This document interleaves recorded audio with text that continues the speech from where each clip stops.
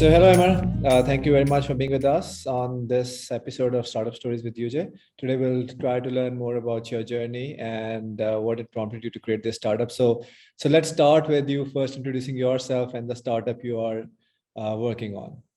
Sure. Thanks so much for having me on board. Introduction to myself. So Pakistani by origin, but as you can tell by my accent, been abroad my entire life. I've essentially, from a professional standpoint, been in investment banking for the past 15 odd years, both on the investment side as well as on the advisory side. And I've lived in over 9 different countries, specifically in emerging markets. And for the last decade or so, very much focused on financial inclusion through investment and advisory in the fintech space across emerging markets. So I think most notable role recently was in Morgan Stanley in New York, whereas essentially a portfolio manager running a couple of funds focused exactly on that space. So yeah, that's kind of me in a nutshell. So what brought you to Abhi? What was the idea? How did it all started? Yeah, so why Abhi and what is Abhi?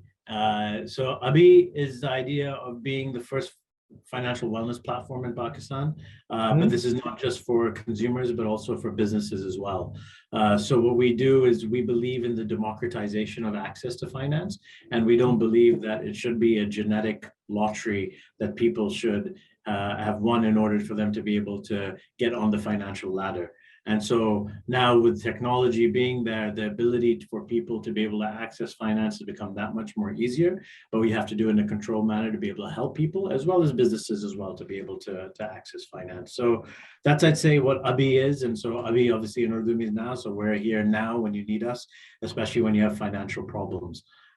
So that's who we are at Abhi, and why Abhi is exactly as I mentioned. Financial inclusion is something that's a core mission for us, and for me personally. I think in our country, as well as in emerging markets in general, people don't have access to basic necessities when it comes to financial products, and I don't think that should be the case. So our mission is very much focused on that and being able to allow for people to access affordable finance at a time when they need it. So you mentioned a couple of times the word financial wellness and financial inclusion.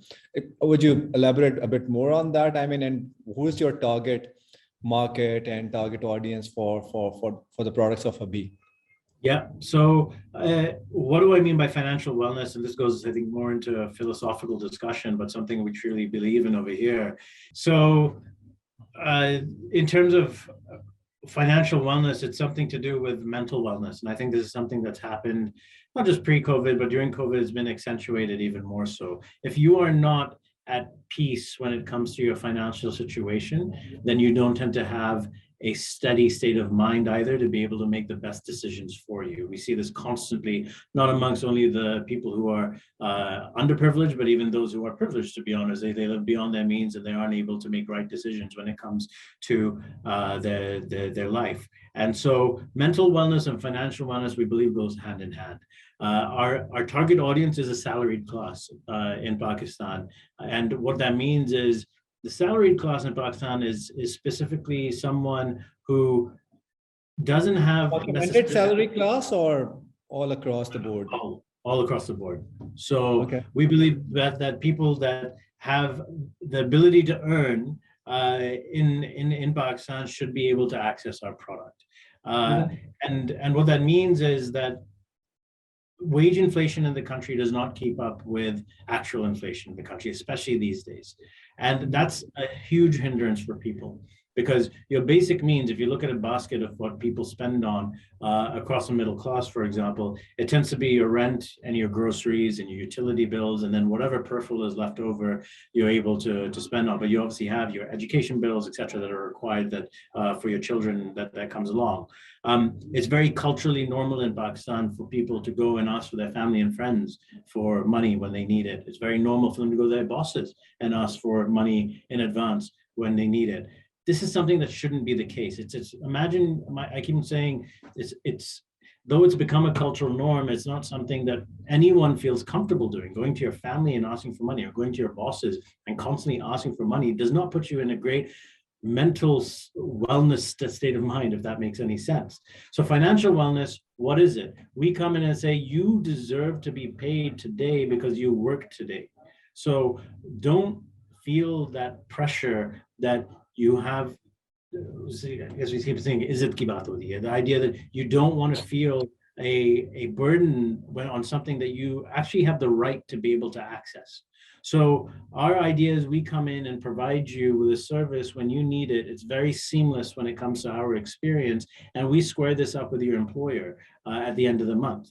And this abroad, for example, not just in developed markets, but in emerging markets as well, is a huge benefit for employees, and is actually being given out as a benefit as part of your HR package, for example, saying that this is a perk that we provide to you in our company for you to be able to become a daily wage earner, no matter who you are. It goes back to the Greek civilization where you earn your salt. And that's exactly what we're trying to do over here as well, is that you should be able to access it whenever you want to. So what essentially is your product? I mean, I can get it that it may be advancing a salary or two or few. I mean, what is it? What essentially are the products right now, and what are your products for future? Yeah, so our focus is earned wage access. So our product is that you, as an individual, can become a daily wage earner no matter what. So we tie in with your company. So we go B2B to C. So we tie up with your employer and we say, you as an employee, you'll be able to daily, by minute, when you open up our app, or we have a two-way SMS feature as well and a web portal, you'll be able to see exactly how much money you have made till that point in time, and you're able to withdraw that money under 30 seconds. And that is our very base, simple product. And our idea is focus. So assuming my monthly salary is 300,000, which means I earn 10,000 rupees a day. So if it's the 6th of a month, it means that instead of getting my salary in arrears at the end of the month, I can get 60,000 today from Abhi, correct? Exactly. Okay. So, and how do you square this off with the employer, or I mean, how the contract works? Yeah, so it's a tripartite agreement where we deduct directly at payroll. So at payroll, to give the exact example that you gave, if someone's earning, say, 50,000 rupees, middle of the month, they've taken out 20,000 rupees. At the end of the month, they will receive 30,000 rupees into their bank account. 20,000 rupees gets paid to us. That's it. So, I mean, you did hinted upon that will give people access to the cash when they need it. But I mean, we have seen that in potentially Western cultures that it also give a lot of habit of, I mean, it may not be correct in your case, people getting into the habit of credit financing, which may have, I mean, they start spending more than what they really earn, and then eventually getting into a perpetual cycle of debt. So, I mean, have you given it a thought, and how it works out in case of Abhi? Yeah, so for us, it's the complete opposite, right? So, and in fact, actually in Western markets where that is a problem, people are using this product of EWA to pay off their debts. So why is this replacing? So BNPL and EWA are replacing credit cards in Western markets, whether you look at Australia, the US, UK, for example. Credit cards are actually decreasing because credit card model is predatory lending, to be honest. What you're doing, saying, I want you to default on this payment, not default, or have a late payment, so I'm able to charge you an exorbitant fee when it comes to your outstanding balance. What we do is there is no chance for you to be able to go beyond a month. This is interim, and it is money you have already earned. So you have no way of being able to get indebted with our product. Sure. And how Abhi makes money within this model? Yeah, so we charge a flat fee per transaction. So we're Sharia compliant as well. So we've got a complete Sharia certificate around that. And so the idea is that on every transaction, charge that to employer or employee? Depends on the company. So some companies that are very benevolent, they pay the full fee, and other companies charge it to the employee. So it depends on the business. And what is that fee? We charge a flat 2%. You charge a flat 2%. Okay, so anyone can get paid any day. Is it a limit on the number of transactions you as an employee do any month, or you can, I mean, get your salary every single day, or I mean, how it works? Day. You can do it every minute if you want. So now your number, you're literally seeing your wages increase on a minute by minute basis. So technically, if employer is taking up the burden, they can think of taking, I mean, their payroll has increased by 2%, essentially. Yeah. If everyone is starting getting money every single day. Okay. So, I mean, in general market, which is generally not very keen on taking loans or paying interest. That's what I've seen. That is why the banking and other didn't grow up as much as they should have. Why don't you get a resistance from employer that if it's the salary and one salary advance, then we can already put in a policy in place that you can come and claim your salary till that time instead of going to a third party. I mean, so what is in the interest of employer that they work through you rather than just do it directly? Imagine your entire, so if you have an average activation rate of say 45%, even say 30%, right? Mm-hmm. You have an employee base of 1,000 people, 300 people a month coming and asking you for a salary advance through a paper policy. It's not fun. And that's why, for example, when we launched this, we met with numerous companies, and even those which have good balance sheet, and said, why don't you provide this as a service, for example? They said, it's annoying for us to go out and have, if we say this is our current policy, we'll have a line outside HR's door. And then there's a whole list of requirements as well that's there. It's not done instantaneously. And there's an approval process. It's not just the HR that approves it. So it goes to your line manager, then HR approves, then CFO has to approve. Sometimes the CEO has to approve as well. And then it comes back. It's a form that has to be filled out. It becomes annoying. It causes two problems. One, for an admin problem. So you have to basically hire a couple of people just to deal with this. So it's actually cheaper just to use the technology to do that. Or two, it's actually a balance sheet issue. You think about, yes, the large companies can do this, for example, that have balance sheet and mashallah say have enough cash on hand. But you look at other companies, which are SMEs, for example, you have better uses of your capital than being a bank within your company. So right. It's a theory of competitive advantage, right? If I am good at providing tires and you're good at providing bolts, I shouldn't be going out and trying to build bolts while you're going out and trying to do tires. Let's work with each other instead. So that's the idea when it comes to this as well. Outsource your problem point and balance sheet, and we will handle the operations. Okay, and beyond this first product, what are the other products that are in pipeline? Yeah, I mean, look, one thing we're rolling out with very quickly is we interact with our customer base quite often, and they're taking out money typically to pay their utility bills. They're using it to pay education fees. They're using it for mobile top-ups.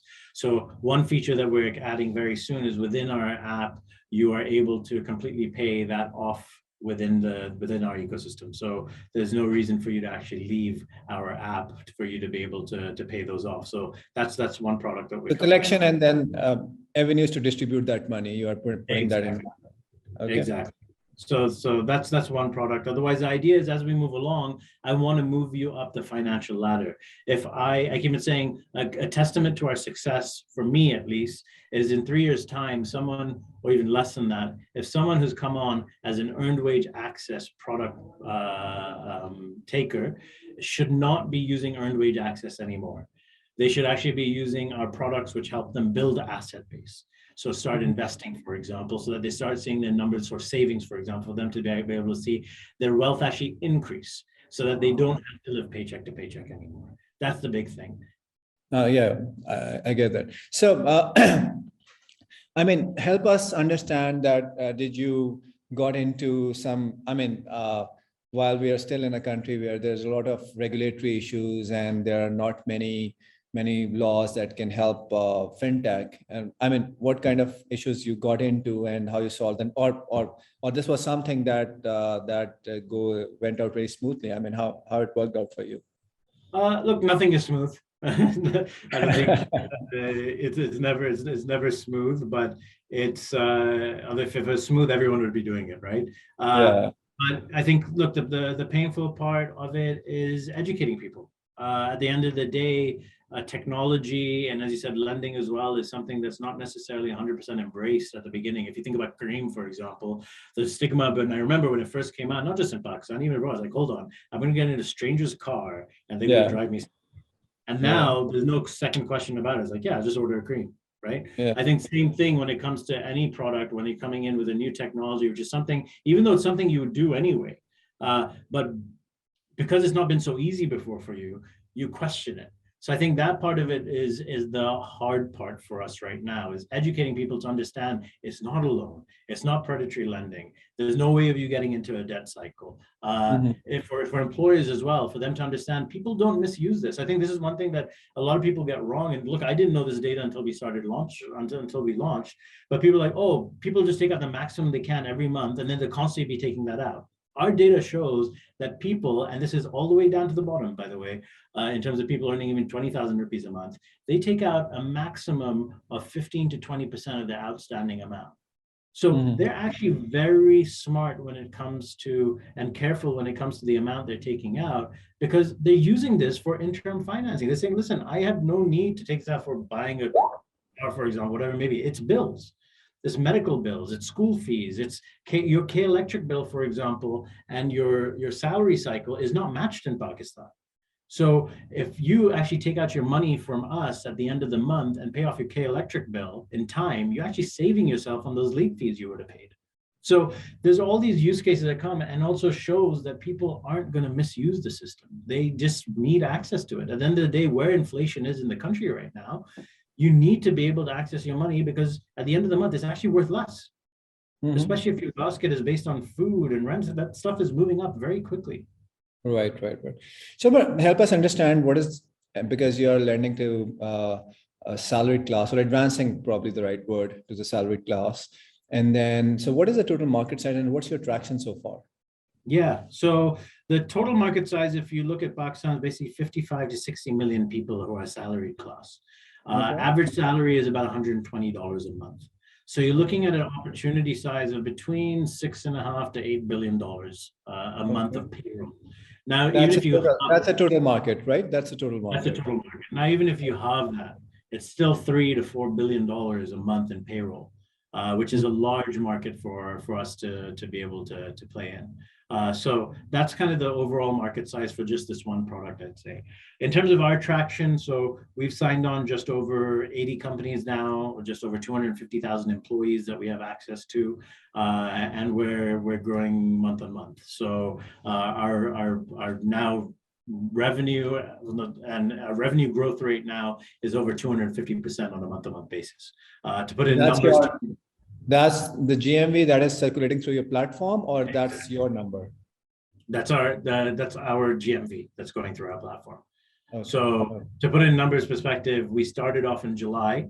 In July, we did about $4,000 of transactions. It was the last month. As of this month, we're on a run rate to hit about $3 million this month. Very nice. So the numbers have definitely picked up, and zero defaults, by the way. Yeah, that was my next question. That are you facing any defaults or late or something?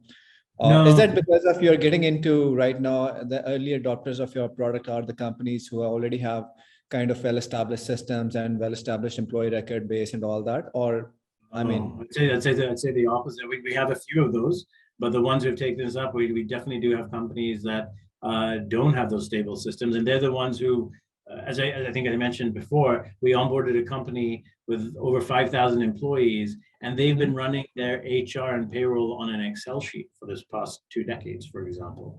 Now, what we do is we automate that. We literally take that Excel sheet, we upload that, take it to you. You're able to suddenly have this nice, now fancy portal that works as your HRMS system, and you get that for free.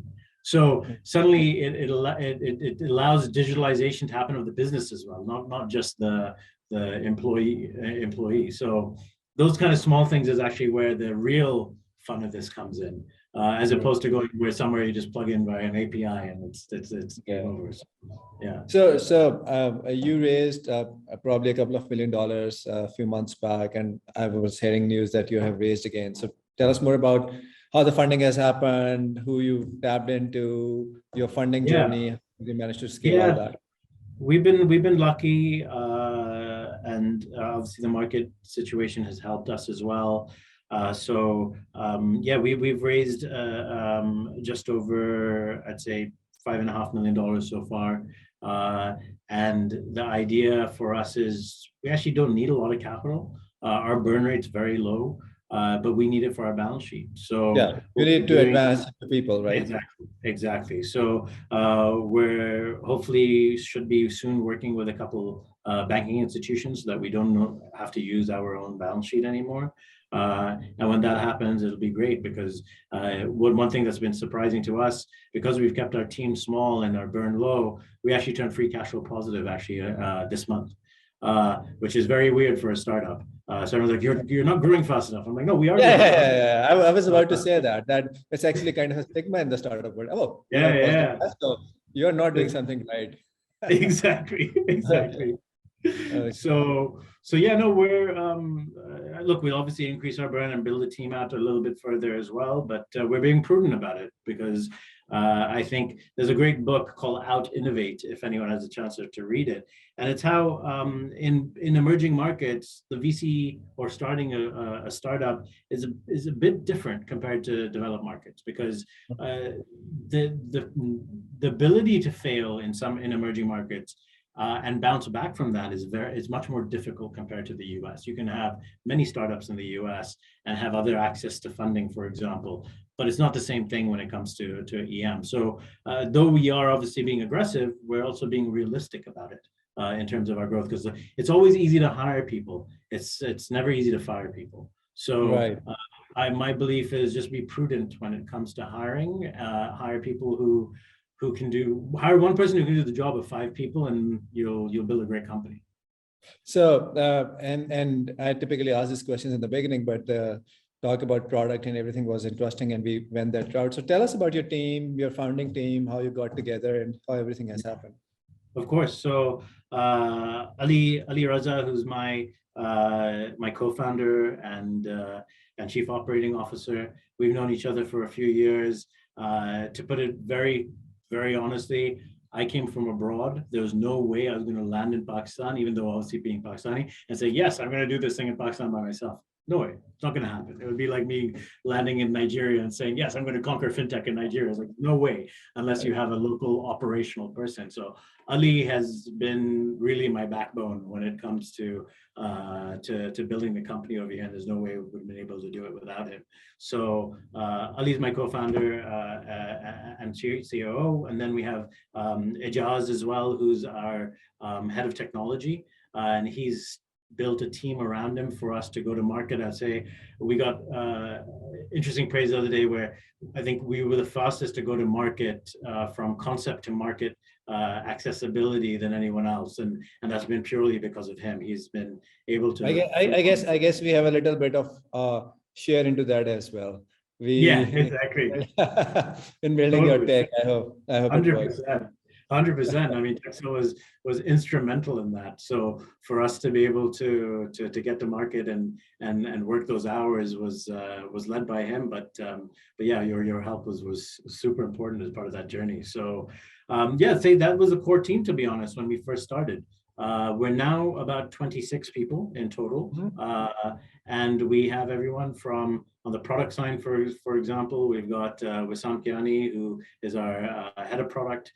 He came from PayActive, in fact, so he's been instrumental in terms of growing out the small product team that we have already. We got Sarkil Bawani, who recently joined us as well, and he was from UBL, actually on the digital banking side. So he's come on with that kind of viewpoint. We have on the sales side, we have Zedi, who has been fantastic. So we have a very small sales team, and just imagine with just about 2 to 3 people in sales, we've been able to hit and sign up. You're based out of Karachi yourself, right?